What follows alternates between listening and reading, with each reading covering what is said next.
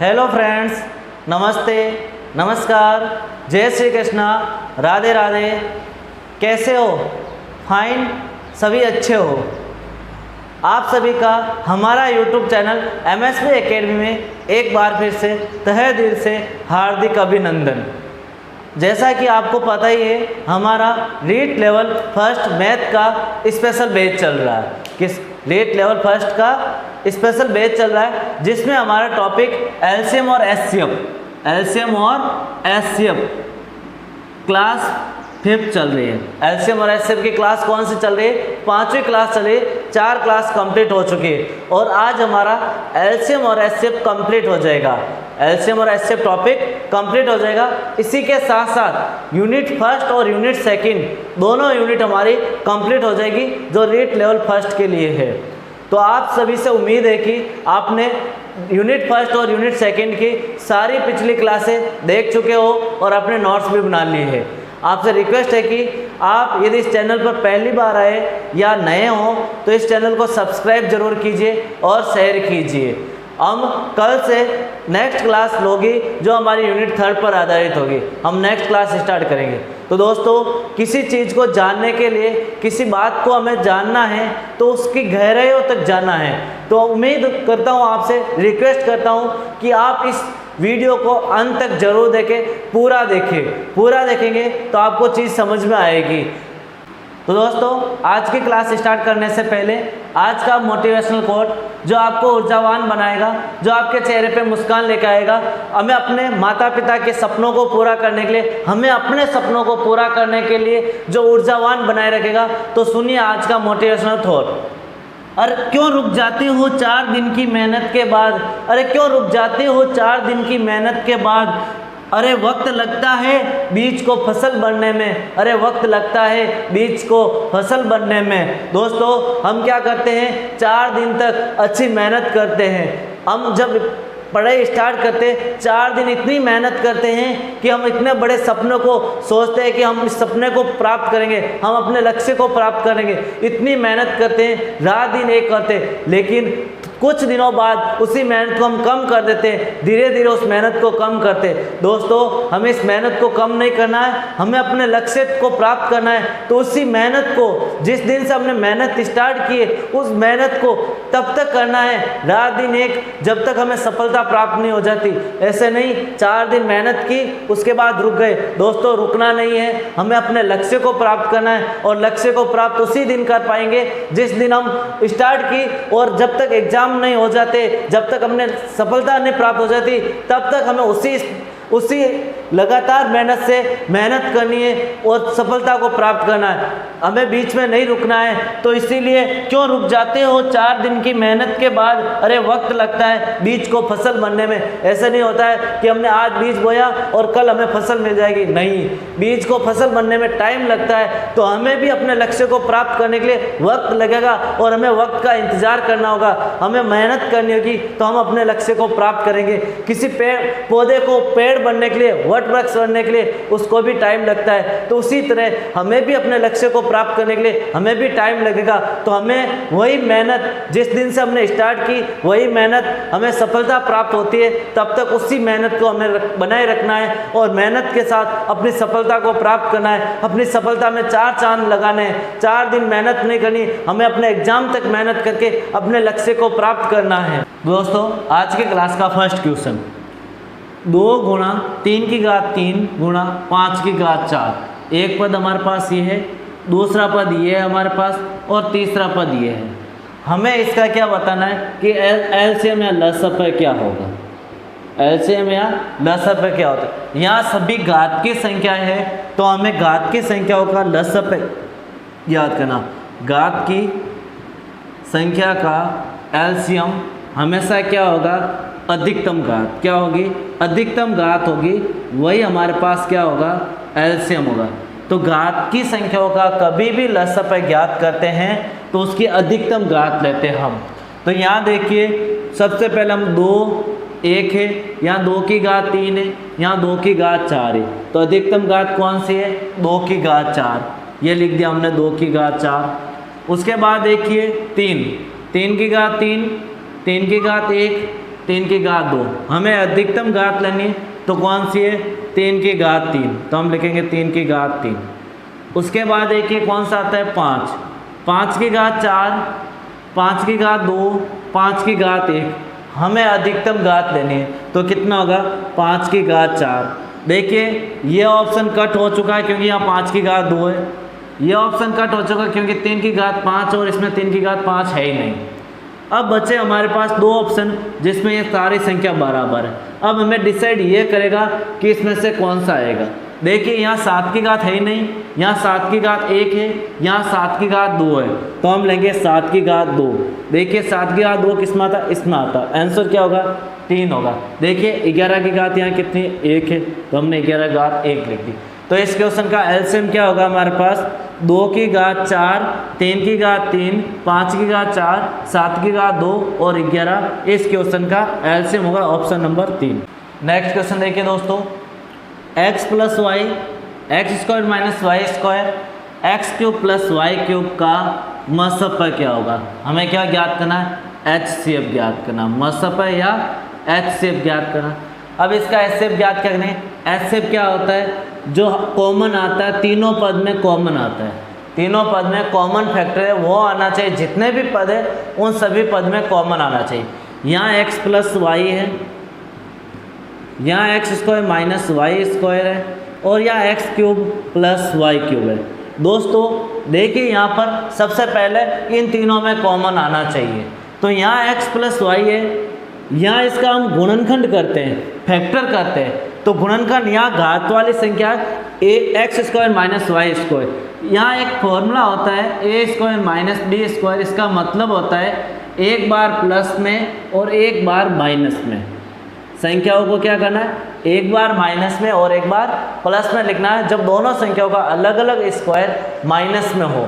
तो यहाँ देखिए दोनों संख्याओं का अलग अलग स्क्वायर माइनस में है, तो हम एक बार प्लस में लिखेंगे और एक बार किस में लिखेंगे, माइनस में लिखेंगे। अब इसका भी एक फॉर्मूला है, एक ए प्लस बी, हम लिख दे ए और बी का मान एक्स प्लस वाई, तो हम लिख दे X plus Y x square minus X Y plus Y square. हमें क्या लिखना है, मसफ़ लिखना है। ज्ञात करने का आपको हमेशा इन संख्याओं का गुणनखंड करना ही होगा। जब तक गुणनखंड नहीं करेंगे तब तक हम ना तो मसफ़ ज्ञात कर सकते हैं न ही लसफ़ ज्ञात कर सकते। तो हमें गुणनखंड करना होगा। तो 4 सरल समीकरण वो तो आपको याद रखनी ही होगी, 4-5।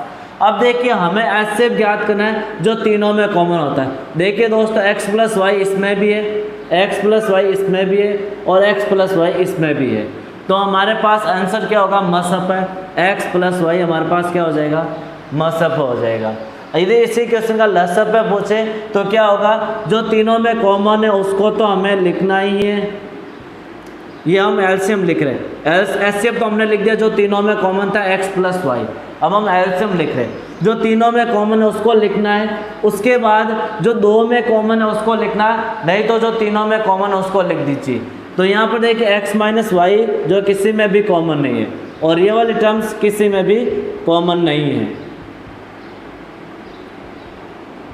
तो ये हमारे पास क्या होगा, एलसीएम होगा।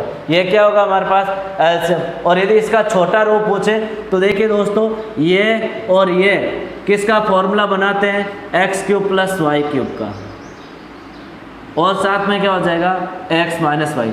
यदि ऑप्शन में ये होगा तो ये राइट करेंगे, यदि ऑप्शन में ये होगा तो ये राइट करेंगे, नहीं तो ऑप्शन में एक और हो सकता है कि इन दोनों का formula x square minus y square और यह संख्या ऐसे कैसे, तीनों में से कोई भी राइट होगा वो हमारे पास क्या हो जाएगा, एलसीएम हो जाएगा। क्योंकि x plus Y x minus y को हम ये लिख सकते हैं और यदि ये पूछे तो हम इसको ये लिख सकते हैं। तो ये तो हो जाएगा हमारे पास तीनों एलसीएम ऑप्शन के अकॉर्डिंग, और एचसीएफ हो जाएगा x plus y. Next question देखिए दोस्तों, वह लघुत्तम संख्या जो 6, 9, 12, 15, 18 से विभाजित करने पर प्रत्येक दशा में शेषफल कितना बचता है, 2 बचता है। हमें ऐसी संख्या ज्ञात करना है जिसमें इन सभी संख्याओं का भाग देने पर शेषफल कितना बचता हो, 2 शेषफल रहता हो। दोस्तों हमें लघुत्तम संख्या ज्ञात करनी है, लघुत्तम का अर्थ है एलसीएम। तो हम 6, 9, 12, 15, 18 का एलसीएम लेंगे। एलसीएम क्या होगा, देखिए 6, 9, 12, 15 और 18 का एलसीएम लेते हैं। सबसे पहले मैं 2 का भाग देता हूँ। 2 तिया 6, 9 में नहीं जाता है, 6 दूनी 12, 15 में नहीं जाता है और 18 में 9 दूनी 18। अब देखते 2 का भाग और जाता है, 3 में नहीं जाता है, 9 में भी नहीं जाता है, 3 दूनी 6, 15 और 9। अब देखते हम 3 का भाग जाता है, 3 एकम 3, 3 तीन 9, 3 एकम 3, 3 5 15, 3 तीन 9। फिर 3 का भाग देते 1, 1, 1, 5 और 1। फिर 5 का भाग 1, 1, 1, 1 और 1। तो हमारे पास एलसीएम क्या आया, यह संख्या आई 2 गुणा 2 गुणा 3 गुणा 3 गुणा 5। तो कितना आया, 2 गुणा 2 गुणा 3 गुणा 3 गुणा 5। मल्टीप्लाई कर दीजिए तो हमारे पास क्या आ जाएगा, एलसीएम आ जाएगा। 2 दूनी 4, 4 तीन 12, 12 तिया 36, 36 गुणा 5 कितना होता है, 180। यदि हम 180 लेंगे एलसीएम तो इसका मतलब इन सभी संख्याओं का इस 180 में पूरा पूरा भाग जाएगा। हमें तो ऐसी संख्या चाहिए जिसमें सेंसफल कितना होना चाहिए, 2 होना चाहिए।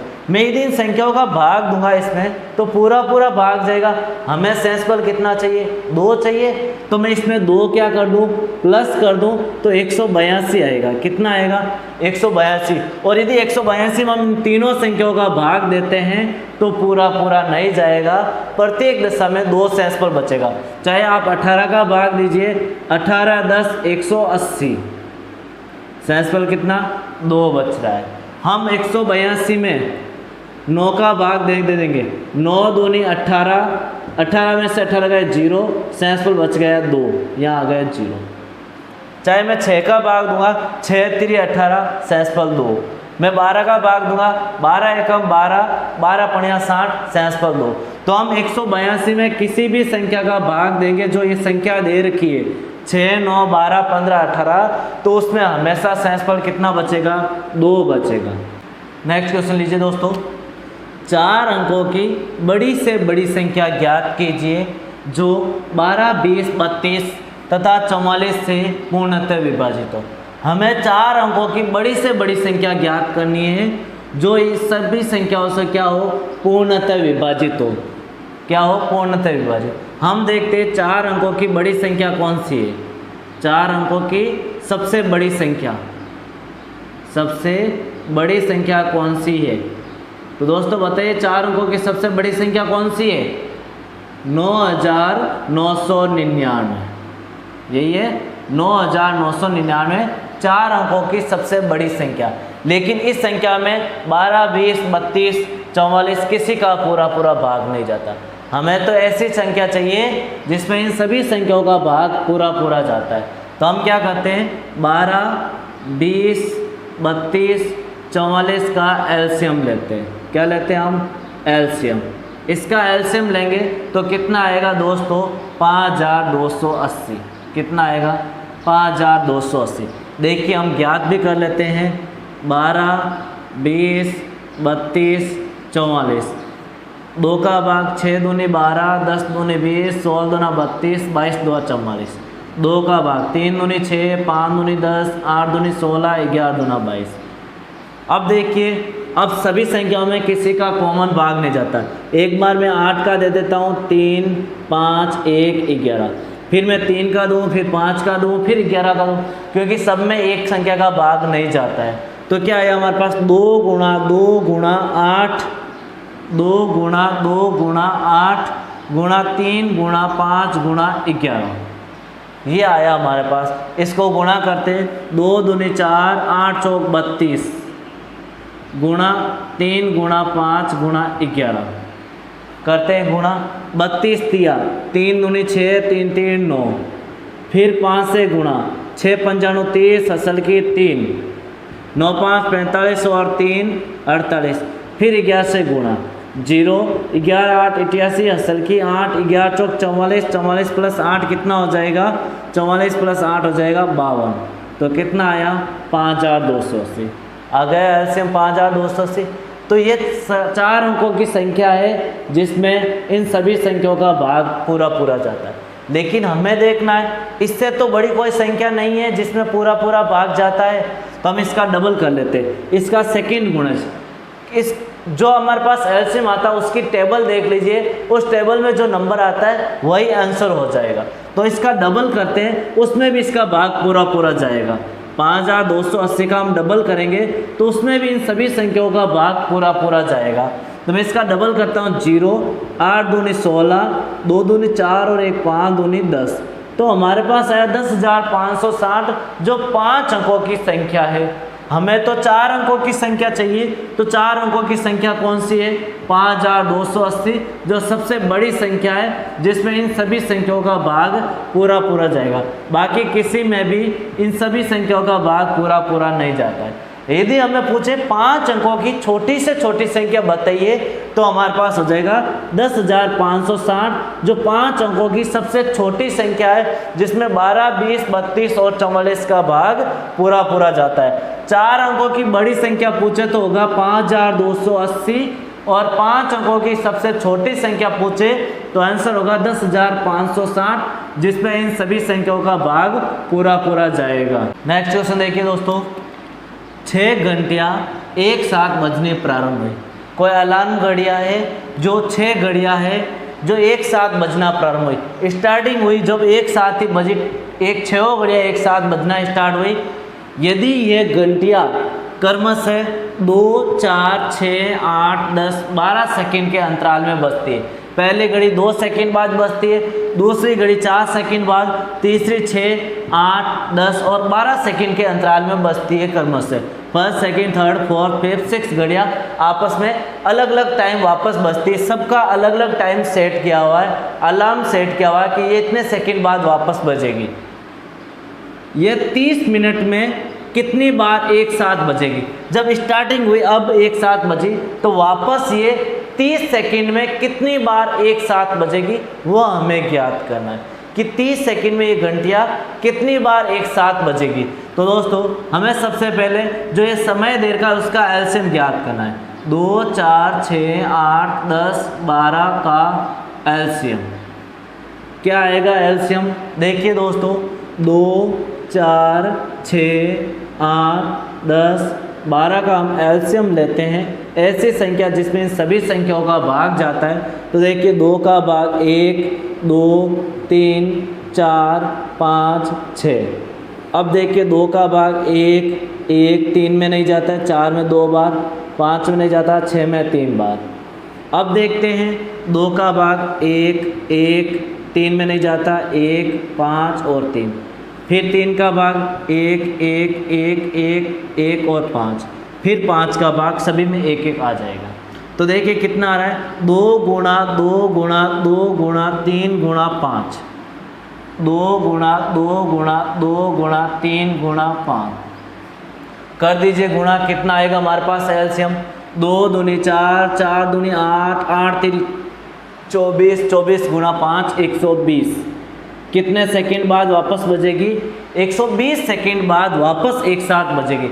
यदि ये अभी एक साथ बजी तो वापस 120वां सेकंड आएगा, तब ये तीनों घंटियाँ एक साथ बजेगी। 120 सेकंड का अर्थ क्या होता है? 120 सेकंड का अर्थ क्या होगा? 1 मिनट में 60 सेकंड होते हैं, तो 120 सेकंड में कितने मिनट होंगे? तो हम लिख सकते हैं 120 सेकंड बराबर 2 मिनट। इसका मतलब 2 मिनट बाद वापस घंटियाँ एक साथ बजेगी। यदि इस समय स्टार्ट हुई तो 2 मिनट बाद वापस सभी घंटियाँ एक साथ बजेगी, फिर अगले 2 मिनट बाद घंटियाँ एक साथ बजेगी। हमें ज्ञात करना है 30 मिनट में ये घंटियाँ कितनी बार एक साथ बजेगी। तो 2-2 मिनट के अंतराल से सभी घंटियाँ साथ बजती हैं, तो 30 मिनट में 2 का भाग देते हैं तो आंसर आता है 15 सेकंड। 15 बार। कितने बार? 15 बार। लेकिन दोस्तों हमें 15 आंसर नहीं करना है, क्योंकि जब हमने स्टार्ट किया घंटियाँ बजना, फर्स्ट बार कोई टाइम काउंट नहीं हुआ, क्योंकि मैंने इसी टाइम घंटियाँ बजाई। तो अब आगे के घंटियाँ बजेगी तब 2-2 मिनट का अंतराल होगा, तो फर्स्ट बार में कोई टाइम नहीं लगता है, तो हम इसमें +1 करेंगे। 15 + 1 16 बार। तो ये कितने बार घंटियाँ एक साथ बजेगी? 30 मिनट में 16 बार यह घंटियाँ एक साथ बजेगी। यदि हमें शुरुआत वाला एक टाइम तो हमें काउंट करना है, जो आंसर आता है उसमें +1 करना है। तो 30 में 2 का भाग 15 बार, 15 + 1 16 बार ये घंटियाँ एक साथ बजेगी। नेक्स्ट क्वेश्चन देखिए दोस्तों, एक कलम, एक किताब तथा एक शर्ट का मूल्य क्रमशः 56 रुपये, 72 रुपये और 120 रुपये। कि एक कलम का मूल्य 56 रुपये, एक किताब का मूल्य 72 रुपये तथा एक शर्ट का 120 रुपये। कोई व्यक्ति कम से कम कितने रुपए लेकर बाजार जाए? एक व्यक्ति बाजार जाना चाहता है, वो कम से कम कितने रुपए लेकर जाए कि इनमें से प्रत्येक वस्तु पूर्ण संख्या में खरीद सके। क्या ये जो वस्तुएं दे रखी, तीनों वस्तुएं ये पूर्ण संख्या में खरीद सके? पूर्ण संख्या का अर्थ है पूरी खरीद सके, तथा 20 रुपये शेष भी बचा ले, तथा 20 रुपये शेष बचा ले कि एक्स्ट्रा रुपये 20 रुपये अपने खर्चे के भी बचा ले, जेब में एक्स्ट्रा रुपये भी बचा ले। तो वह कम से कम कितने रुपए लेके बाजार जाइए? तो देखिए, हमें कम से कम वस्तुएं पूछी तो हमें इन संख्याओं का एलसीएम लेना है। तो 56, 72, 120 रुपये का एलसीएम ज्ञात कीजिए। तो हम एलसीएम ज्ञात करते हैं, 56, 72, 120 का एलसीएम। हम सबसे पहले 2 का भाग देंगे, 28 दूआ 56, 36 दूआ 72 और 60 दूआ 120। फिर 2 का भाग देंगे, 14 दूना 28, 18 दूना 36, 30 दूआ 60। फिर 2 का भाग देंगे, 7 दूनी 14, 9 दूनी 18, 15 दूना 30। अब 2 का नहीं जाता है तो हम 3 का देंगे, 7 में नहीं जाता है, 3 3 9, 3 5 15। अब देखिए, एक बार 3 का देंगे, एक बार 5 का देंगे और एक बार 7 का देंगे। तो हमारे पास एलसीएम क्या आया? 2 गुणा 2 गुणा 2।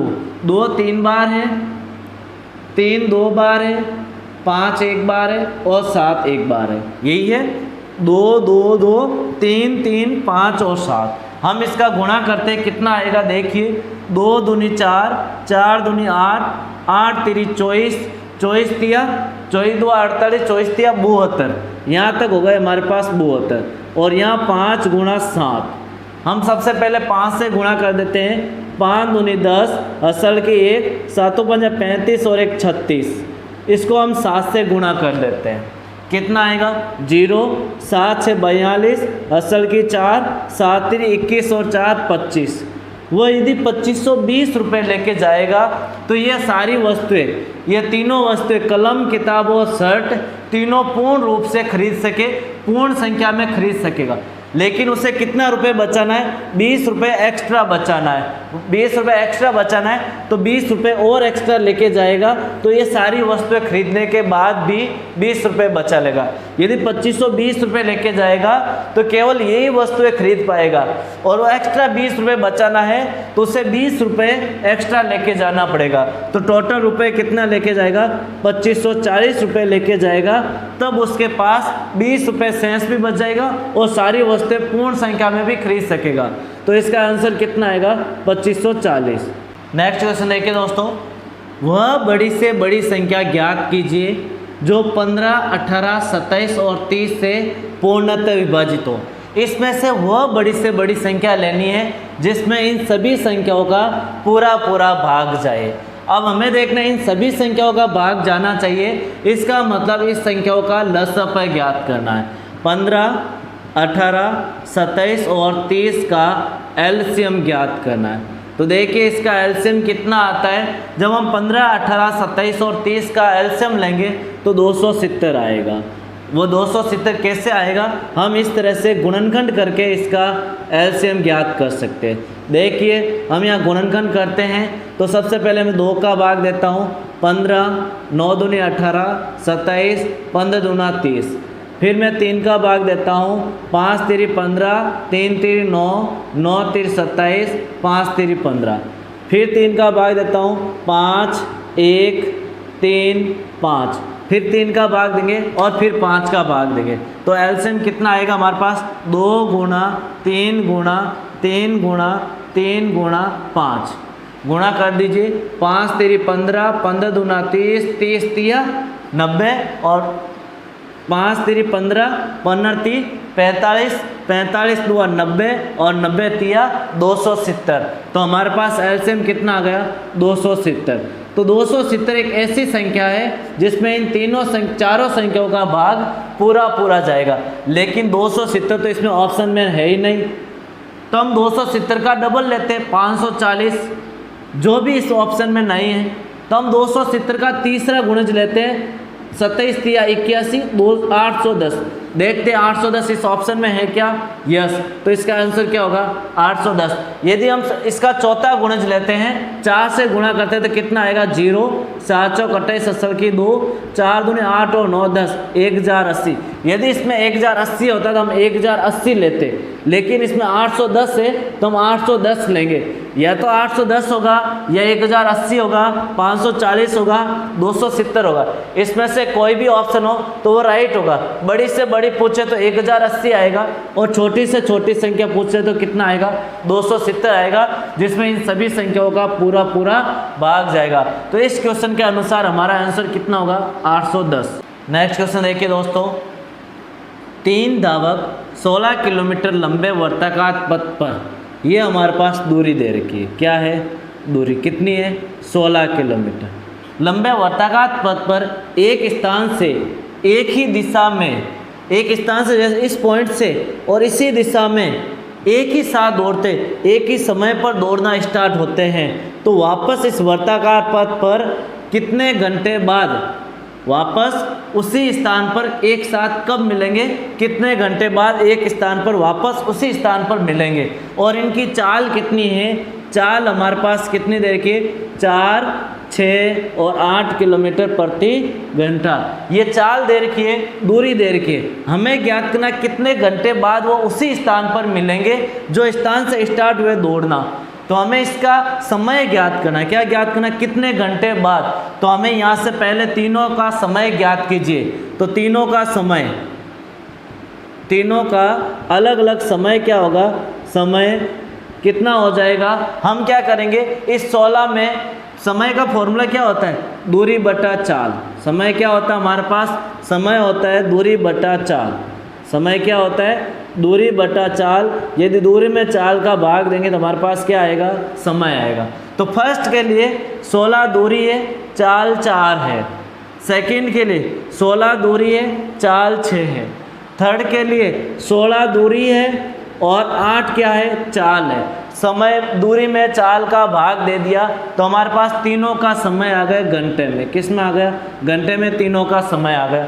अब हमें वापस उसी स्थान पर मिलने का पूछ रहा है, कितने घंटे बाद वो उसी स्थान पर मिलेंगे। तो हमें एलसीएम ज्ञात करना। तो इसका एलसीएम ज्ञात करेंगे तो ये हमारे पास भिन्न आ गई, 16/6, 16/4, 16/8। ये हमारे पास क्या आ गई, भिन्न। और भिन्न का एलसीएम कैसे ज्ञात करते हैं, अंश का एलसीएम बटा हर का एचसीएफ। अंश का एलसीएम बटा हर का एचसीएफ। तो अंश का एलसीएम हमारे पास सभी में 16 ही है, तो अंश का एलसीएम कितना आएगा, 16 आएगा। हर का एचसीएफ 4, 6, 8 का एचसीएफ ऐसी संख्या जो तीनों में भाग जाता है, 2 का भाग, 2 दूनी 4, 2 तिया 6, 4 दूनी 8। अब ऐसी संख्या लीजिए जो तीनों में भाग जाता है, कोई संख्या नहीं है, तो एचसीएफ कितना आएगा, 2 आएगा। तो 16 में 2 का भाग देंगे, हर का एचसीएफ कितना है हमारे पास, 2 आया। और 16 में 2 का भाग दिया तो 8 घंटे।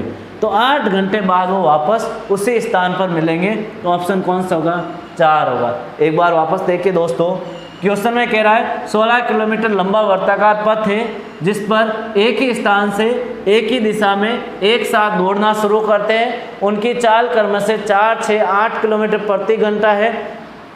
तो हमें बताना है कितने घंटे बाद वह उसी स्थान पर एक साथ मिलेंगे। तो हमें क्या ज्ञात करना, सबसे पहले इसका तीनों का समय ज्ञात कीजिए। 3 धावक है, तीनों का समय ज्ञात कीजिए। समय ज्ञात करने का फॉर्मूला होता है दूरी बटा चाल। तो यहाँ पर दूरी सबके लिए 16 किलोमीटर सेम है, क्योंकि वो उसी वर्ताकार पथ पर दौड़ लगाएंगे। तो दूरी 16 रहेगी, चाल 4 है तो 16/4, 16/6, 16/8। तीनों का हमारे पास समय आ गया। अब भिन्न में आया, भिन्न का लसप कैसे ज्ञात करते हैं, हमने सेकेंड क्लास में सीखा था कि अंश का लसप बटा हर का मसप। भिन्न का लसफ ज्ञात करने का फॉर्मूला क्या था, अंश का एलसीएम बट्टा हर का एचसीएफ। तो अंश का एलसीएम कितना आएगा, यहाँ तो देखिए सभी में 16 है तो एलसीएम में कितना आएगा, 16 ही आएगा। हर का एचसीएफ ऐसी संख्या जिसका तीनों में भाग जाता है, 2 का भाग 4 में भी जाता है, 6 में भी जाता है, 8 में भी जाता है। तो हर का एचसीएफ कितना आएगा, 2, और 16 में 2 का भाग 8 बार, तो 8 घंटे बाद वापस वो उसी स्थान पर मिलेंगे। नेक्स्ट क्वेश्चन देखिए दोस्तों, यदि x वह छोटी से छोटी संख्या है, छोटी से छोटी संख्या है जिसे 6, 7, 8, 9 और 12 से विभाजित करने पर क्रमशः शेष कितना बचता है, शेष क्रमशः जब 6 का भाग देंगे तो 2, 7 का भाग देंगे तो 3, 8 का भाग देंगे तो 4, 9 का भाग देंगे तो 5 और 12 का भाग देंगे तो 8 शेष बचेगा प्रत्येक दशा में। अब तथा x का 150% ज्ञात कीजिए। क्वेश्चन में इस वर्ड को नहीं बोलना है, हमें इसको भी सॉल्व करना है। लास्ट में हर विद्यार्थी इसको भूल जाता है, हमें इसको नहीं भूलना है।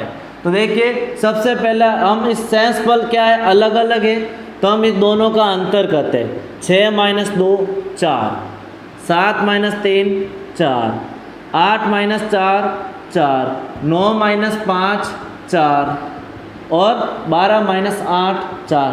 देखिए प्रत्येक दशा में 4 ही शेष बचता है, सब में 4 ही शेष बच रहा है, सब में समान शेष बच रहा है, 4 शेष बच रहा है। तो देखिए हम इसका क्या करते हैं, अब जो हमारे पास 6, 7, 8, 9, 10, 12 है उसका हम एलसीएम लेंगे क्योंकि छोटी से छोटी संख्या। तो 6, 7, 8, 9 और 12 का एलसीएम ज्ञात कीजिए। हम इसका एलसीएम लेते हैं। देखिए 6, 7, 8, 9, 12 का एलसीएम कितना आएगा। सबसे पहले 2 का भाग 3 बार, 7 में नहीं जाता है, 4 बार, 9 और 6, फिर 2 का 3, 7, 2, 9, 3, फिर 2 का 3, 7, 1, 9, 3, फिर 3 का 1, 7, 1, 3, 1। अब देखो फिर 3 का और फिर 7 का, तो एलसीएम कितना है, 2 3 बार, 2 3 बार, उसके बाद 3 1 और 1 2 बार, और उसके बाद लास्ट में कितना है, 7 है। इन सबको गुणा कर दीजिए, कितना आएगा वो हमारे पास इसका क्या आ जाएगा, एलसीएम आ जाएगा। 2 दूनी 4, 4 दूनी 8, 8 3 24, 24 गुणा 3 गुणा 7, 24 तिया कितना होते हैं, 24 2 48, 24 तिया 72, कितने होते हैं, 72। 72 को 7 से गुणा करेंगे तो कितना आएगा, 7 दूनी 14, हसल की 1, 7 7 49 और 1 50, तो 504। तो 504 एक ऐसी संख्या है जिसमें हम यदि इन संख्याओं का भाग दे 6, 7, 8, 9 और 12 का तो पूरा जाएगा। हमें ऐसी संख्या लेनी है जिसमें प्रत्येक दशा में 2, 3, 4, 5 और 8 शेष बचना चाहिए। तो हमारे पास इसका अंतर लिया तो सबका अंतर 4 क्या आ रहा है, बराबर आ रहा है। यदि यहाँ पर हमें एक ही शेष दे देता है कि प्रत्येक दशा में एक ही समान 4 शेष बचता है तो हम इसमें +4 करते, लेकिन यहाँ सब में अलग अलग शेष बच रहा है तो हम -4 करेंगे तो कितना आएगा, 500। अब ये किसका मान आएगा, वह छोटी से छोटी संख्या आ गई जिसमें हम 6, 7, 8, 9 और 12 का भाग देंगे तो हमारे पास 3, 2, 4, 5, 8 क्या बचेगा, शेष बचेगा। दोस्तों अब यहाँ हम 500 आंसर देके हमें 500 नहीं करना, हमें इस क्वेश्चन में आगे और पूछा है कि x का 150% जो छोटी से छोटी संख्या आई उसका 150% कितना होगा। तो छोटी से छोटी संख्या कितनी है हमारे पास, 500। 500 का 150%, 500 हमारे पास x आया, x का 150% ज्ञात करना है। 0 से 0 कट गए, 15 5 75 और 1 0 का 1 0, तो 750। तो वह छोटी से छोटी संख्या कितनी होगी जिसमें हम इन सभी संख्याओं का भाग देंगे तो ये आंसर आएगा, वह तो होगी 500। और यदि पूछे उस संख्या का 150% कितना होगा तो हम कहेंगे 750। नेक्स्ट क्वेश्चन देखिए दोस्तों, 3 अलग अलग रास्तों के क्रॉसिंग पर ट्रैफिक की बत्तियां क्रमशः 48, 72 और 108 सेकंड में बदलती है कि वो ट्रैफिक पर जो ट्रैफिक सिग्नल होता है वो 48, 72 और 108 सेकंड में बदलते रहते हैं, अलग अलग ट्रैफिक है। यदि वो 8, 20 8:20 पर एक साथ 8:20 पर एक साथ बदलती है, तो फिर कितने बजे एक साथ बदलेगी, वापस कितने बजे एक साथ बदलेगी। तो हमें ज्ञात करना कि वो कितने समय बाद एक साथ बदलेगी। तो हमारे पास 48, 72 और 108 का एलसीएम लेना है। क्या लेना है? एलसीएम।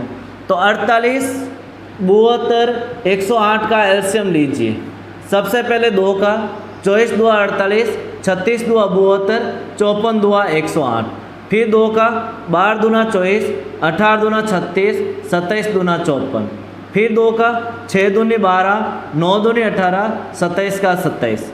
फिर 2 का 3 दूनी 6, 9 का 9, 27। फिर 3 का 1 3 9। इस तरह से फिर 3 का देंगे 1 और 3, फिर 3 का 1 1 1। तो हमारे पास ये आया इसका एलसीएम। इसको गुणा कर दीजिए। 2 दूनी 4, 4 दूनी 8, 8 दूनी 16, 16 गुणा 3, 16 3 48, 48 को 3 3 9 से गुणा कर दीजिए। इसका था 48 और इसका गुणा या 9, तो 48 को 9 से गुणा कर दीजिए। कितना होता है? 9 8 72, असल के 7, 9 चौक 36, 36 और 7 43। तो 432 सेकंड बाद वापस एक साथ बदलेगी। तो बताइए 432 सेकंड बाद एक साथ बदलेगी। हमें तो टाइम ज्ञात करना। अभी हमें टाइम नोट किया 8:20 पर एक साथ बदली, तो वापस कब बदलेगी? अब 432 सेकंड है, सेकंड को हमें मिनट में बदलना है। तो 432 सेकंड में कितने मिनट होंगे? तो हम 1 मिनट में 60 सेकंड होते हैं। यदि 7 मिनट ज्ञात करता हूँ मैं, तो 420 मिनट होंगे। 7 × 6 420। तो 7 मिनट में कितने सेकंड होंगे? 420। तो 420 प्लस में 12 लिख सकता हूँ, वापस 32 हो जाएंगे। 420 सेकंड और 12 सेकंड, 420 सेकंड में तो 7 मिनट हो जाएंगे और 12 सेकंड। तो हम कहेंगे 432 सेकंड में 7 मिनट और 12 सेकंड होंगे। कितने होंगे?